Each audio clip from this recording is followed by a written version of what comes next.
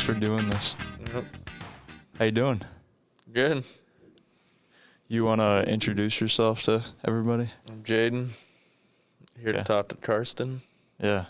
Tell me about what's going on right now. You just graduated. Yep. And what's going on after this? Done with school. Yeah. Going to work Yeah. for an undisclosed company. Okay, are we not talking about that? Yeah, no, I don't know. Okay. I don't want to talk about that. Can we talk about your trip? Yeah, I'm going to Thailand. Okay. And how'd you decide to go to Thailand? Cheap. Very cheap. Okay. And it's nice in the winter. Yeah. Yeah. And you're going to be there like, what, 3 weeks? A month? 3.5. 3.5. Gotcha. Are you guys going to be in like Bangkok or what? For a few days. We'll fly into there and fly out of there. Oh, where are you staying like for most of the time? There's not like a majority. Like Bangkok, Chiang Mai, Krabi, Koh Lanta. Yeah. And then like island hopping a little bit, but pretty much all for the same duration. Gotcha. Did you guys figure out some of the stuff you're going to do yet or what? Yeah. Yeah, we have a decent amount of it planned out. A lot of it will just be chilling. So like just enjoying not doing shit, working out. Yeah. Enjoying the weather, eating hella food. Is it like massages? I'm gonna get massages like fucking every day. Okay. Is it like expensive or? No, cheap, dirt cheap. Yeah. Very cheap. Like the ticket was $2,000, and we won't spend that, even close to that, on hotels and food and whatnot. Yeah. So, did you figure out how to like avoid gluten down there, or is it not a huge part of their diet, or what? I'm just gonna shit my pants on there, I think. I mean, I guess like going to Thailand.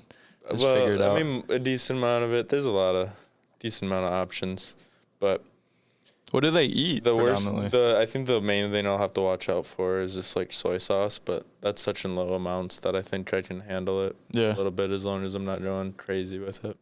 Do you eat a lot of sushi? Yeah. Or I haven't ate much in a while, but I like to. It's just Madison isn't the best place for sushi. Dude, I tried sushi for the first time I think it was last Friday or Saturday. Katie and I went out to this restaurant on Monroe called Sequoia. And we just went like very spontaneously. I didn't know it was a Japanese restaurant, but we walked in and it was like sushi and ramen. You like it? Not really. I don't think I'd have it again. It's also, like I said, though, Madison's not the best sushi place. I felt like this place was like pretty authentic though. Yeah. I don't know. But I got one that had raw tuna, obviously, and then it had strips of raw like tenderloin or like steak on the top of it. That's weird. That doesn't sound very authentic. No. I like No, it probably is. I don't know. I've never had I don't think I'd like raw beef. No. I think it tasted okay, but the texture was weird, and then it gave me like a killer stomachache afterwards. Yeah, it's probably a lot to digest for never having it before. There's a place in Japan that does raw chicken. How does that work?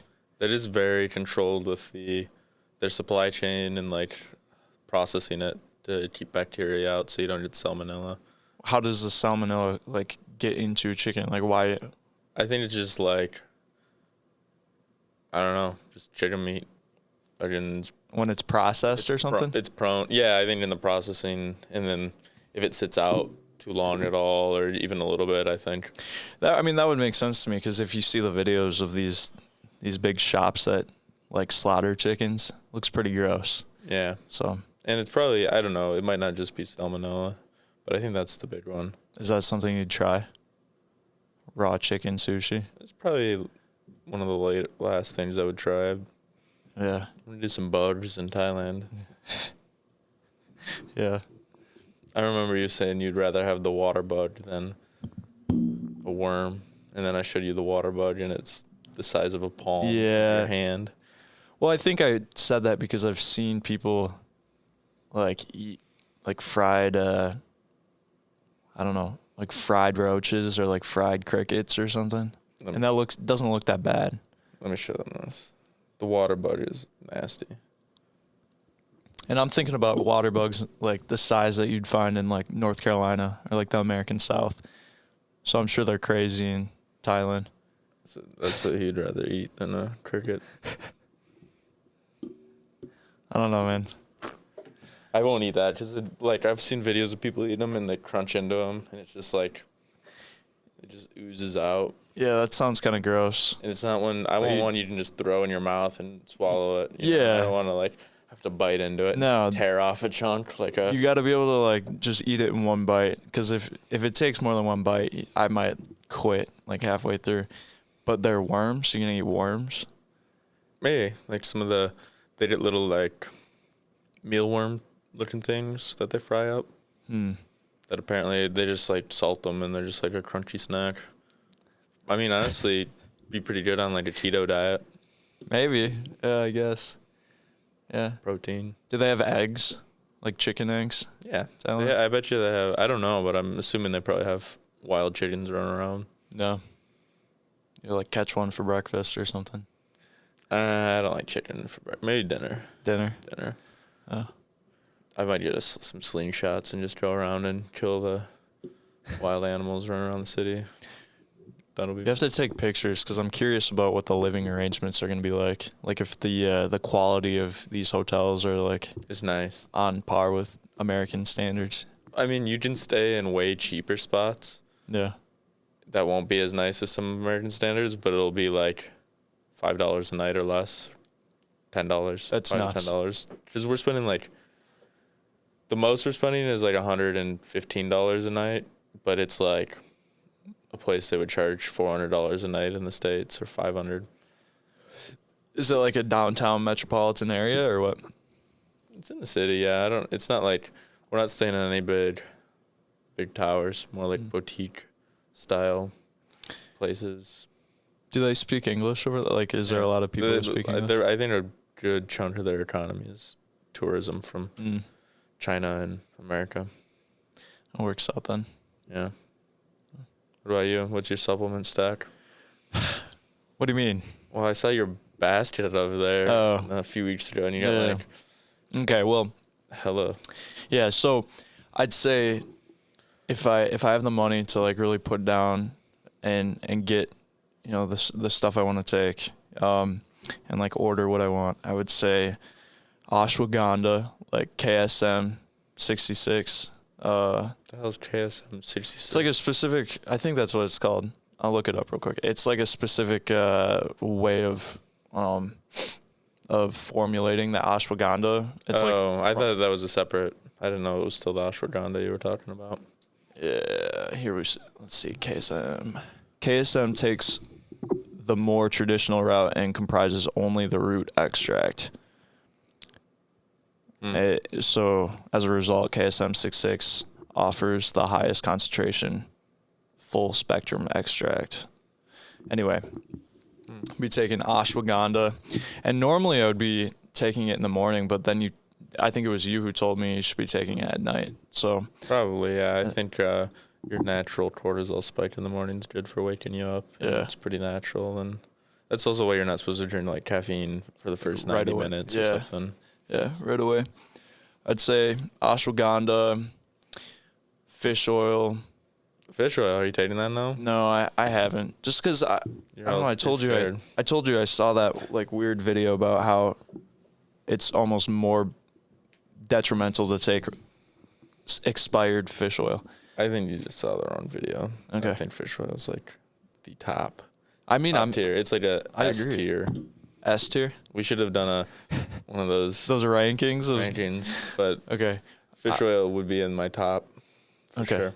But you just have to get it from like Thorn or Jarrow or Nordic Essentials or something. I think Nordic something, but I think normally I just order it from like you don't want Nature Bounty or something. Yeah, you don't want to get it from like Walgreens or something or like that. I don't think. Okay. I think you want like a high quality source that isn't from shellfish too, because some people get allergic to it because of its just not high quality and from good sources. I'd take vitamin D as well. And then I always try to have like a vitamin B complex vitamin as well. I don't know if it's like overrated or not, but I just feel like I hear it gives you energy, so I always take that in the morning. And then what else? I like to take You can't forget sin, yeah, Zane. basically. And take that like 6 times a day.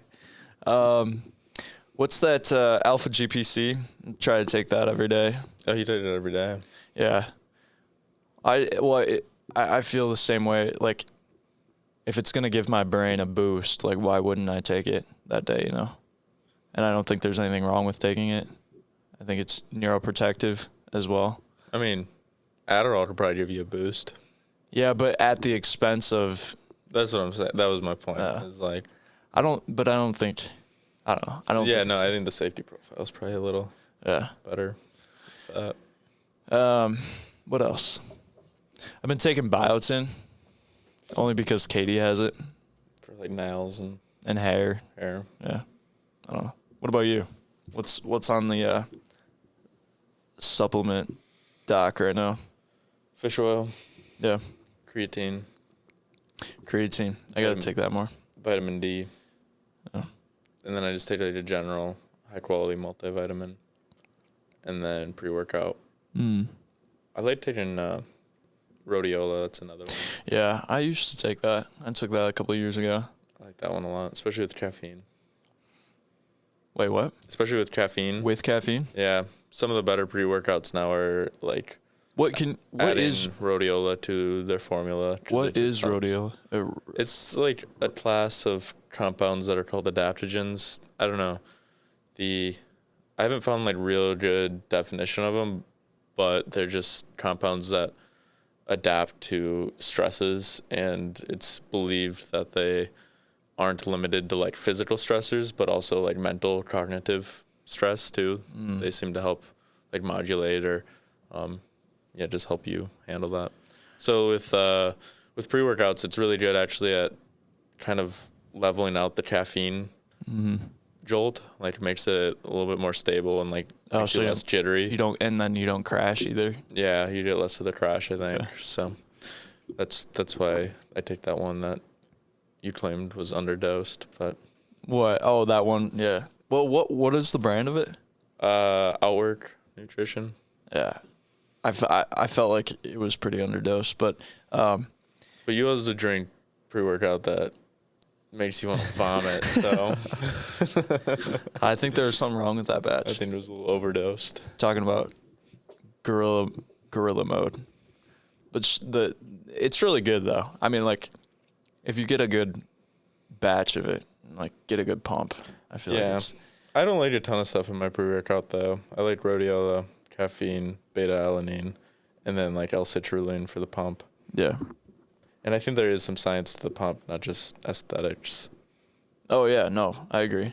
Science meaning like it's easier to like build muscle when you. Well, there's actually not a ton of strong evidence in like literature about pumps being good for hypertrophy and whatnot, but I think like the bodybuilding community kind of knows what they're talking about when it comes to that. I feel like that's one thing that's changed a lot for me in the last year. Is before I was very skeptical of like those bros on YouTube that are just like clearly on steroids. And I don't know, actually a lot of them honestly have really good like videos on other things, like certain lifting techniques and movements, and also like they've got the pump thing figured out. I think the research hasn't caught up to that yet. I guess I've never thought about pumps being beneficial for building muscle, but I always try to get a pump because I like the way it looks after I leave the gym. So yeah, and I mean part of the benefit could just be you get the look and then you get that instant feedback, so you go in the gym more often. It could be like indirect. It's like a reward after working out hard. Like you get to check out your But I think it's also a good indicator of whether or not you're targeting the right muscle too. So oh yeah, I get like if you're isolating. Yeah, like if you are doing a lat workout and your lats aren't like pumped at all at the end of it, you probably didn't do your lats the best. Yeah. How long is your gym session usually? 1.5, 2 hours. That's a long time. That's like really long, dude. My program's really long right now, just because schools was fairly light the last month, so Yeah. I'm just trying to bulk up. What's your split? Are you running a split? Upper, lower. Just like every other day or what? 4 times a week. Oh, okay. So And then I do stability training in between and like zone 2 cardio and like stretching or. Can you explain what is zone 2 cardio? It is, well, I think like the official definition is a work output that you can sustain where your lactate levels in your blood stay below, I think it's 2 millimolars or something like that. Okay. Like there's like a scientific, This is a very if your scientific. lactate stays below this, that you are in zone 2. But then there's some like, I don't know, heuristics or like other, like you can kind of do it off of heart rate a little bit. Okay. You can get pretty close, or just like being able to do cardio while still like maintaining a conversation. Okay. So do you base it off of your heart rate or? Yeah, I do some heart rate. I do some breathing through my nose. Like if Okay. you didn't breathe comfortably for a minute or two through your nose, you're probably close, I think. So how long are you doing this level 2 cardio training? Not as long as I like to. I've been doing it, but usually like I think half an hour minimum to get the benefits, but usually 45 to an hour I'd like to do or longer. But I did a lot of it in throughout the school week, so I haven't been focusing on it as much. So what are you doing during that? Like, are you jogging? Are you like biking or what? Yeah, it depends on the day. Like your zone 2 can fluctuate a lot depending on I'm sure a lot of like variables. how you feel and your recovery. So Yeah. usually going off of rate of perceived exertion and then also looking at my heart rate and like taking into account my breathing. But usually treadmill, incline, walking fast or jogging or like the stairs. Okay. Or cycling's good. Gotcha. Yeah, oh, that's interesting. Yeah, yeah, interesting. I like how it's kind of based on where you're at that point in the week, because I guess if it was just a very clear cut, like I'm gonna run 20 minutes today, yeah, that could really drain you, or you might not even be able to finish that. Like if you had like a really rough leg day the day before. Yeah, and I think a lot of people who get into running, they just go too hard. Yeah. And they're like, oh, running's not for me, or oh, I hate it. Yeah, they like burn themselves out. Yeah. Coincidentally, I'm looking at one of those people right now. You are.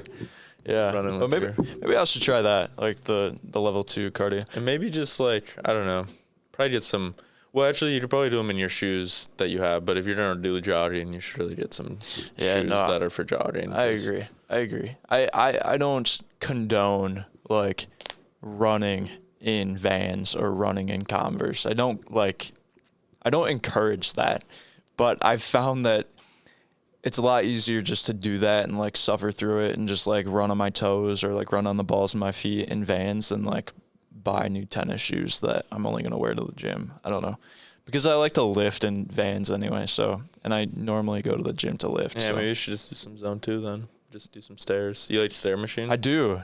I like that. That's one of my favorites. I like it a lot. Because then I can just read while I do it. Yeah. No, I like it. It wears me out, and I feel like I'm burning my glutes and my quads when I do it, and I don't feel like I'm getting completely winded because I'm like running or something. I've done like 5 hours on one of those machines once. Damn, bro. You can load it with weight too. And Oh, like do yeah. Wrecking. Yeah.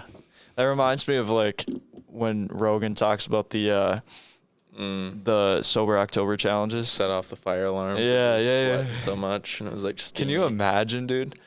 Be ridiculous. I mean, I probably was close when I was on. If I wasn't at a public gym. When did you do it for 5 hours? In August of 2022. For what purpose? Or maybe it was the end of July. It was to beat my brother on our whoop. Oh. I stayed on it till I was well ahead of him on like the last day of the month. Just he thought he was gonna win. I was like, no. But I brought fruit to the gym, so every hour and a half I'd take a break and eat a bunch of fruit. Mm-hmm. But actually, I don't know. I think, speaking of which, I want to talk about warm-up routines for lifting, but I think I'm somebody that requires a ton of warming up. Yeah. Like, for some people, I think it hurts their performance, but I feel like the more warmed up I am, the better I perform. Because I did, like, the most pull-ups in a row, like, consecutively. That was redundant. But after doing, like, hours and hours on the Stairmaster, like, it might have also, part of it was probably I lost some water weight, so I was a little bit lighter. Maybe. But still, I feel like cranked them out. I thought I'd be gassed. And yeah. No, I was just, like, in adrenaline mode. Damn, dude. So how many did you do? I think, like, 15. That's pretty good. I feel like it doesn't sound like a high number, but I think I could do maybe like 3 pull-ups and then. Yeah, I haven't been doing many pull-ups. I've been doing assisted pull-ups lately. I can do a regular one, but I just feel like I can focus on working the right muscles with the assisted machine a little better. Yeah. Okay, I want to go back to what you said earlier, though. You're split. You do upper body, lower body. Yeah. You do level 2 cardio. And then stability training. Yeah, so what does that mean? And what does that encompass? What does that look like? Oh, and to clarify, the upper-lower is more hypertrophy focused with a little bit of strength right now. But what does that mean? Hypertrophy. Hypertrophy. Hypertrophy. Hypertrophy. Hypertrophy. Hypertrophy is like more like bodybuilder type of programs where you're focused. It's hypertrophy is really like literally the growth of muscle. Okay. So like just getting larger muscles. Mm-hmm. Of course, when you're training hypertrophy, you're progressively overloading. And there is a decent amount of muscular endurance and strength that you get from that. Mm-hmm. But you're not optimizing for strength specifically, or you're optimizing for hypertrophy. So just growing the muscle size. So does that mean you're doing low reps? Hypertrophy is you typically, if you're optimizing for it, it's I think 5 or 6 reps up to 30 reps has been shown. You can get very equivalent muscle growth. Okay. In any of those rep ranges, as long as you're sufficiently like training hard enough. Mm-hmm. Strength is usually 3 to 5 reps, or literally 1 rep is also strength, but 1 to 5 reps, I guess, is strength, and just it's focused on what's your force output. Mm-hmm. So how much weight can you move, regardless of how slow or fast it moves. And then power lifting is force times velocity, so being able to explode and move weight really quickly. But anyways, my program's more hypertrophy there's some lower rep lifts as well for strength, but right now I'm optimizing for hypertrophy. Okay. And then stability training, I don't really have a good definition, but just I don't even know if it's stability is the best. I do stability stuff with it, but I'm just focused on like making sure there's symmetry in my body. So if I'm squatting, my hip doesn't like tilt one way or the other in the lower part of it, and my knees are symmetrical if you're looking at me from all angles. Okay. And that my back is properly engaged. Okay. So you're like taking the weight off and just working on mechanics this day?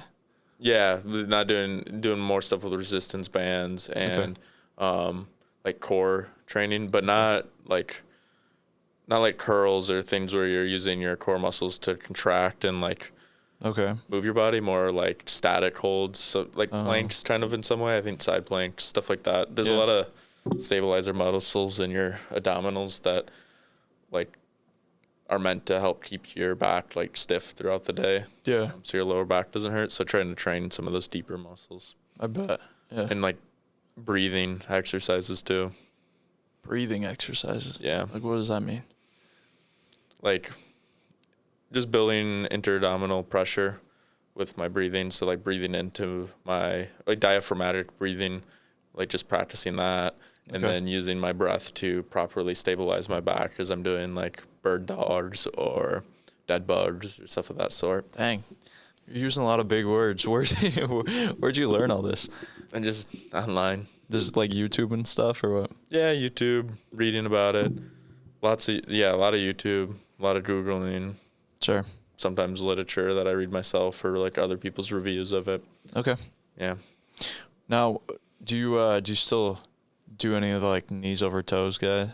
Somewhat, but my knees are actually the only thing that don't give me any problems. And I think he's got some good stuff, but I think he's overrated by like Rogan and some other people. For those who don't know, what program, if you had to best summarize the program of the knees over toes guy?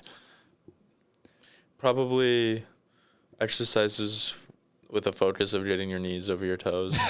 That's it. Yeah, I mean, a lot of it is just like literally some people are afraid to bend their knees too much, and he's like, no, you should build strength through that. And I think there's a lot of validity to it. But I don't know. I think people who have knee problems, it's probably more beneficial for. But there's also exercises he's getting into with like Jefferson curls, and I think he kind of blatantly like, I don't know. He kind of casts a wide net and makes it seem like all these exercises are good for everybody. When in reality, like Jefferson curls, depending on what type of lower back pain you have, could be like. What is a Jefferson curl? Basically, you stand and you hold on to a weight and just hold your arms down, and then you bend towards your toes, but you let your lower back round. With it, and just building strength through that. And I mean, it can be beneficial for some people, but that seems awful. For other people who have I think it's flexion intolerance in their lower back, it's actually really bad for them. So, dang. Okay, so what we were, you said you wanted to talk a little bit about warming up, like. Oh yeah, sorry, I went on a tangent. So you. Oh, but stability training though. Okay. Yeah, then I'll also do stuff where I'll like hold on to a resistance band while I'm squatting and trying like using my side muscles and whatever else. Yeah. Bracing my core properly while I'm squatting to like resist that, stuff like that. Sure. Or like clamshell planks. I don't know. They're like side planks, but you have a resistance band around your thighs. So you go up to the side plank and then you open up your hip. Yeah. It burns. That, yeah. But do you feel sore after the stability days, or is it mainly just like a fret, like just not much soreness? It's pretty focused on recovery. I feel really good after it, actually, usually. Okay. Like everything's moving better. Yeah. And I think it works connective tissues a little bit more than it does muscles. Gotcha. And also it's training muscles I usually don't like target during my lifts too. So are these days like the full hour and a half, 2 hours? No. No. Those are more of my off days. They're like 45 minutes. Ideally, I would do like zone 2 cardio and stability training on the same days. Okay. But I don't always. Yeah. So. Yeah. But I can't imagine spending 2 hours doing all of that. That would be really. That's what I did yesterday. I feel like that would burn me out, man. Like if we're talking about like running, like getting burnt out of running. Like I feel like if I were to spend 2 hours in the gym every single day, I feel like I'd get burned out, you know? Yeah. Well, I'm doing like four days of 2 hours, or not even like my upper body days right now are 2 hours, probably an hour and a half to 2 hours. Okay. And then my lower body's closer to like an hour and a half. Gotcha. But yeah, still long. But I spend a lot of the time warming up.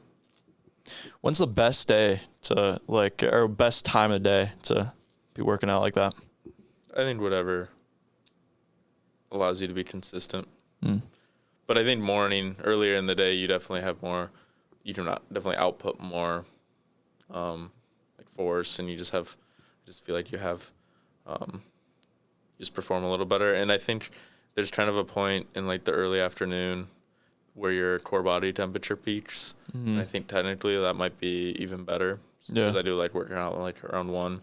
But I think it all depends too on like what your cognitive needs are. Because you can't like just destroy yourself in the morning and then not be able to perform at work. Yeah, we were talking about that. Like I think that's the biggest hang up for me for like leg days is like as soon as I do a hard leg day, I'm not going to be like mentally there for the rest of the day. Yeah, I feel like I'm not too bad. Depends on how hard I hit it though. Yeah. Have you, do you think you'll get a cold plunge when you move out of here? Eventually.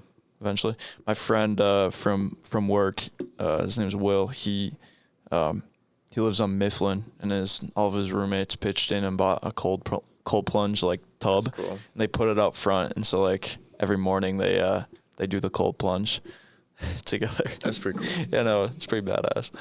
And he told me he like did it a few times before he came into work, and he was like, I feel great. I was like, man, that's interesting. And I've seen these ones that are like portable. Like it's just like a little like bucket.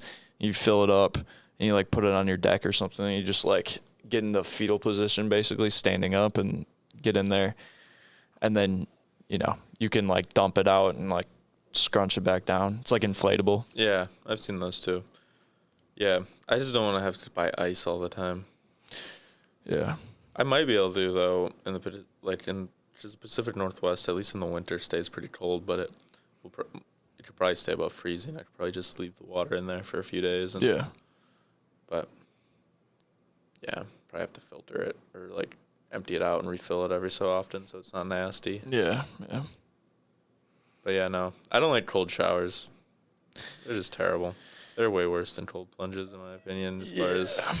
Yeah, because you're not fully in it. Yeah, like you're just you have to, like turn your body and embrace it, and it's like hitting your skin. Yeah. It'd probably be good for me to endure it. I'd probably feel pretty good if I did it. But it's like a lot harder when you can like step out of it and you can also like immediately just turn it to hot, but you're like forcing yourself just to stand under like just this cold water and like you're not even fully submerged. Yeah. And and it's bad for hypertrophy. Wait, what? Cold showers are bad for hypertrophy. Like how so? They just like stunt the growth response. I don't know exactly how it works, but it's like there isn't a ton of science actually on cold showers and shit like that. Except for there is good science to support that it like stunts hypertrophy. Really? Yeah, you won't get as many gains, but it can maybe help you recover faster and let you hit the gym again sooner in some cases, I suppose.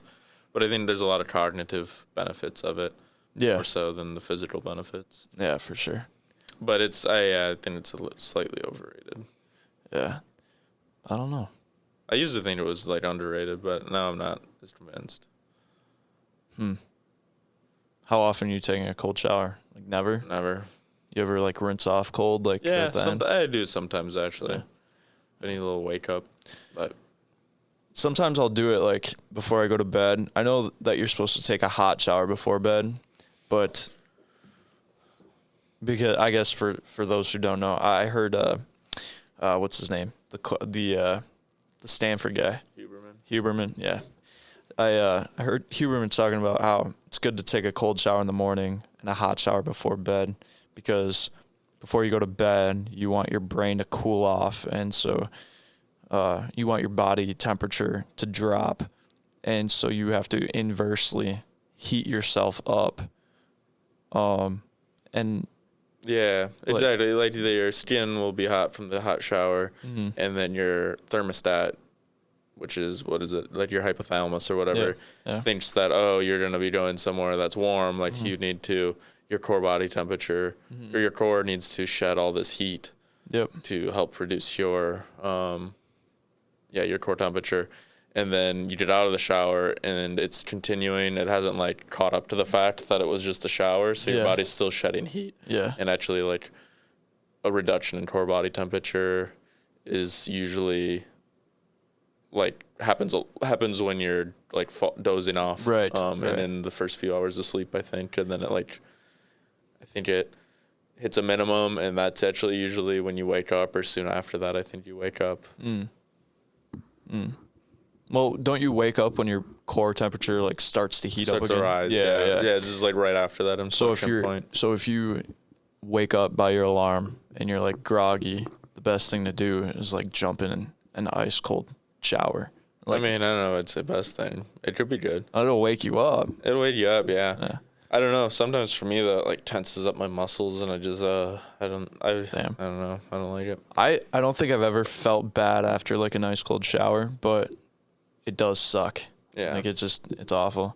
But then, I mean, I hear Huberman talking about like there are studies how people who take these cold showers in the morning or do maybe the studies are the polar plunge or the ice plunge or whatever, but that your brain's chemistry is like akin to like really high dopamine levels and I think you get like a natural boost of dopamine. Yeah. And then also I think there's studies that show your heart rate variability there's a multiple hour effect after the cold plunge where your HRV is higher, which generally higher HRV is better for rate variability. Why does it raise, do you think?